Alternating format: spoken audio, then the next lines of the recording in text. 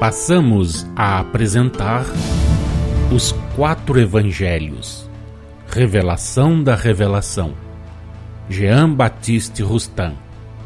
Narração, Paulo de Moraes. O texto que a partir de agora apresentaremos do prefácio de Os 4 Evangelhos, escrito e editado pelos discípulos de J.B. Rustin, tem este título: Do caráter e da importância da revelação como abridora da fase teológica, sua oportunidade manifesta e incontestável. Resposta ao artigo de Allan Kardec, Revista Espírita, de junho de 1867. Os 4 Evangelhos, explicados em espírito e em verdade pelos evangelistas, com a assistência dos apóstolos e de Moisés, têm a pretensão de concorrer para o apaziguamento do moderno conflito entre a ciência e a religião, explicando racionalmente o que é a encarnação do Cristo na Terra de um modo acorde com a ciência e que afasta a eterna questão do milagre por obra do Espírito Santo. Em 1861, J.B. Rustin foi espontaneamente escolhido para começar a obra teológica, cuja fase importante lhe coube abrir, mas que não encerra. Ele diz abrir, não esqueçamos esta palavra, pondo em ordem as revelações recebidas a partir do mês de dezembro de 1861 até o de maio de 1865. Em 1866, publicou os 3 volumes dos 4 Evangelhos e ofereceu um exemplar a Allan Kardec, que na sua revista, em junho de 1867, apreciou a obra pela maneira seguinte. Abre aspas. Notícias bibliográficas. Os Evangelhos explicados pelo Sr. Rustin. Esta obra compreende a explicação e a interpretação dos Evangelhos, artigo por artigo, com o auxílio de comunicações ditadas pelos Espíritos. É um trabalho considerável e que tem para os espíritas o mérito de não estar em contradição, por qualquer de seus pontos, com a doutrina ensinada no Livro dos Espíritos e no dos Médiuns. As partes correspondentes às de que tratamos no Evangelho segundo o Espiritismo o são num sentido análogo.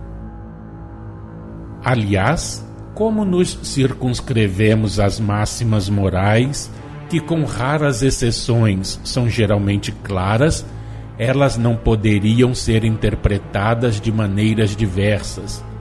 Por isso mesmo, jamais fizeram objeto das controvérsias religiosas.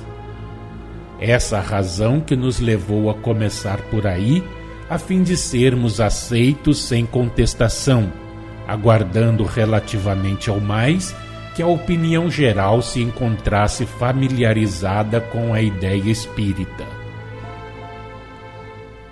O autor desta nova obra julgou dever seguir outra orientação. Em lugar de proceder gradativamente, quis de um salto atingir o fim. Assim é que tratou de certas questões que ainda não julgáramos oportuno abordar e a respeito das quais, portanto, lhe deixamos a responsabilidade, assim como aos espíritos que as comentaram. Consequente com o nosso princípio, que consiste em regular a nossa marcha pelo desenvolvimento da opinião, não daremos, até nova ordem, a essas teorias, nem aprovação, nem desaprovação, confiando ao tempo o encargo de as sancionar ou contraditar. Convém, pois, considerar tais explicações como opiniões pessoais dos espíritos que as formularam, opiniões que podem ser justas ou falsas, que em todo caso precisam da sanção da apreciação universal e até confirmação mais ampla não devem ser tidas como parte integrante da doutrina espírita. Quando explanarmos estas questões, faloemos terminantemente. É que então teremos colecionado documentos bastante numerosos nos ensinos dados de todas as partes pelos espíritos, de modo a podermos falar afirmativamente, certo de estarmos acorde com a maioria. Assim procedemos sempre que se cogitou de formular um princípio capital. Já o dissemos 100 vezes. Para nós, a opinião de um espírito, qualquer que seja o nome com que se apresente, só tem o valor de uma opinião individual. O nosso criterium reside na concordância universal, corroborada por uma rigorosa lógica no tocante àquilo que não possamos verificar pelos nossos próprios olhos. De que serviria darmos prematuramente uma doutrina como verdade absoluta, se mais tarde ela pode vir a ser combatida pela generalidade dos espíritos? Dissemos acima que o livro do Sr. Rustan não se afasta dos princípios exarados no livro dos espíritos e no dos médiuns. As nossas observações, por conseguinte, entendem com a aplicação desses mesmos princípios à interpretação de certos fatos. É assim, por exemplo, que aquele livro dá ao Cristo, em vez de um corpo carnal, um corpo fluídico concretizado com todas as aparências da materialidade e dele faz um agênere. Aos olhos dos homens, que então não lhe teriam podido compreender a natureza espiritual, ele teve que passar na aparência, palavra esta que incessantemente se repete no curso inteiro da obra, por todas as vicissitudes da humanidade. Desse modo se explicaria o mistério do seu nascimento. Maria não teria tido mais do que as aparências da gravidez. Este ponto, estabelecido como premissa e pedra angular, é a base em que o autor assenta a explicação de todos os fatos extraordinários ou milagrosos da vida de Jesus.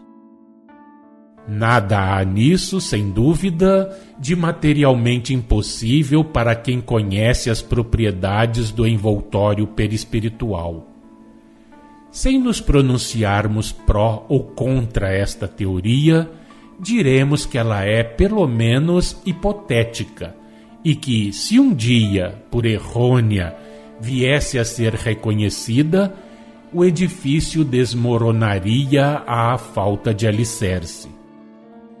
Esperaremos, pois, os largos comentários que ela não deixará de provocar da parte dos espíritos e que hão de contribuir para elucidar a questão. Sem a prejulgarmos, adiantaremos que a essa teoria já foram feitas objeções sérias e que, a nosso ver, os fatos podem perfeitamente ser explicados sem que se saia da humanidade corporal. Essas observações, subordinadas à sanção do futuro, em nada diminuem a importância da obra, que, de par com algumas coisas duvidosas, segundo o nosso ponto de vista, outras contém incontestavelmente boas e verdadeiras, e será consultada com proveito pelos espíritas conscienciosos. Se a substância de um livro constitui o principal, a forma não é de desprezar-se, e também concorre para o seu êxito. Achamos que certas partes do trabalho do Sr. Rustan são excessivamente desenvolvidas e sem utilidade para a clareza. No nosso parecer, se, limitando-se ao estritamente necessário, houvera reduzido a obra a 2 ou mesmo a um só volume, ela ganhara em popularidade. Assinado Allan Kardec. Fecha aspas.